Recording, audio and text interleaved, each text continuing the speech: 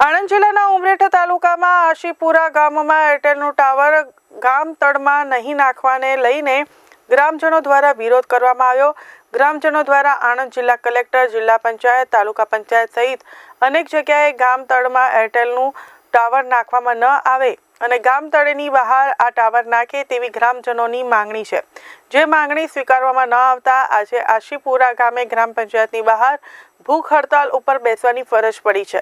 તો અમારી માંગણી નહીં સંતોષવામાં આવે તો અમારી ભૂખ હડતાલ ચાલુ જ રહેશે તેવી ચીમકી ગ્રામજનો દ્વારા ઉચ્ચારવામાં આવી છે।